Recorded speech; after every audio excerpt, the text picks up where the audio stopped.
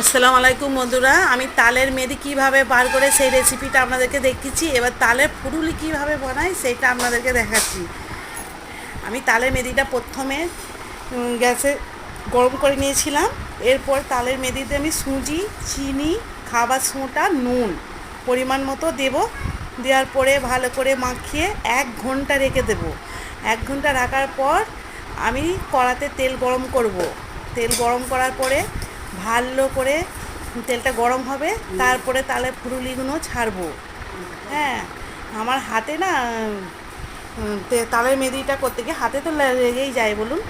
হাতে হয়ে গেছে, হাতটা ধুয়ে ফেলবো। আর ফুরুলিগুলো দেখুন কত সুন্দর ফুলছে, ফুরুলিগুলো কত সুন্দর ফুলছে, খেতে সেই স্বাদ।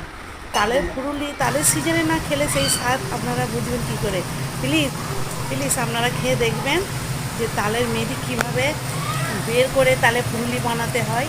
এটা আপনারা আমার এই রেসিপিটা দেখলে আপনারা বুঝতে পারবেন। প্লিজ আপনাদের যদি ভালো লাগে শেয়ার করবেন টেস্টি।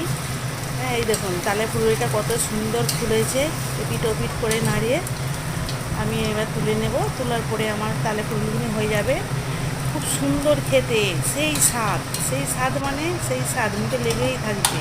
তালে ফুরুলি যে খাবে না তাকে দিলে সেও খাবে। ওরা কী সুন্দর খেতে। আপনারা প্লিজ এরকম করে বানান, বাড়িতে সবাইকে দিন, খান। খেলে বুঝতে পারবেন যে সেই স্বাদ কাকে বলে। ঠিক আছে, এরকমভাবে আমি বানিয়ে নিয়েছি। সব কটা তালের ফুরুলি হয়ে গেছে। আমি আমাদের সবাই মিলে খেলাম, খেয়ে খুব সেই স্বাদ লাগলো। আপনারা প্লিজ আমার যদি রেসিপিটা ভালো লাগে প্লিজ প্লিজ শেয়ার করুন, পেজটি ফলো করুন, আপনার বন্ধুদের সাথে শেয়ার করুন। আমি আবার নতুন নতুন রেসিপি আনবো। খুদা হাফেজ, আলহামদুলিল্লাহ।